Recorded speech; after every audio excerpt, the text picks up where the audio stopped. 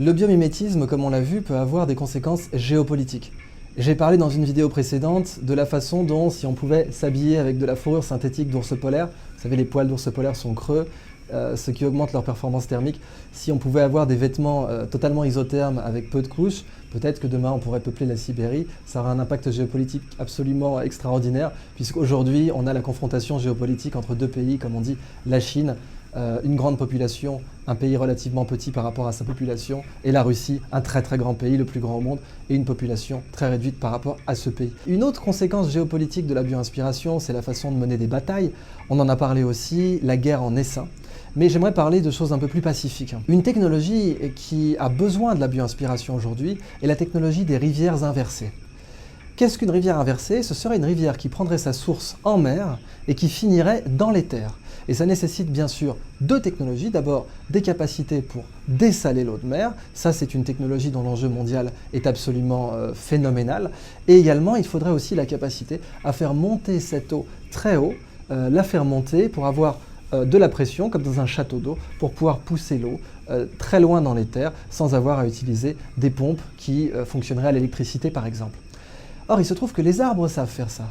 Les palétuviers, par exemple, dessalent très très bien l'eau de mer, mais ils sont aussi capables, comme tout arbre, de la faire monter, notamment par capillarité. Vous savez que les arbres n'ont pas de cœur, et ils arrivent à faire monter des fluides physiologiques à un très haut niveau, à une très grande hauteur, notamment par capillarité. Eh bien, on pourrait inventer des bâtiments qui seraient formés un petit peu comme des éponges, qui feraient monter l'eau de mer par capillarité, et qui auraient la forme de champignons.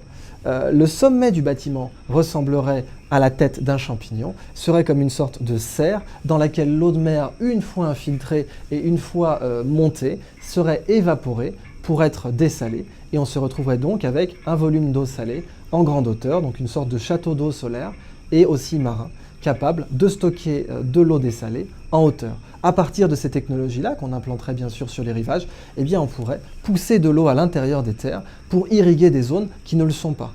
Les pays qui profiteraient typiquement de cette technologie seraient notamment l'Australie, pour laquelle c'est un enjeu absolument décisif que de peupler son vaste continent en ayant notamment de nouvelles techniques d'irrigation, bien sûr l'Afrique, bien sûr l'Amérique du Sud, et il se trouve que cette technique est déjà en partie utilisée dans une méthode de refroidissement qu'on appelle le pad cooling, qui est utilisée pour les serres et aussi pour les élevages. Le pad cooling consiste simplement à faire couler de l'eau à l'intérieur d'un carton alvéolé dont les structures sont de plus en plus bio-inspirées, notamment en nid d'abeilles, mais pas que, il y a d'autres structures, et l'eau qui coule le long de ce carton, en s'évaporant, refroidit la pièce.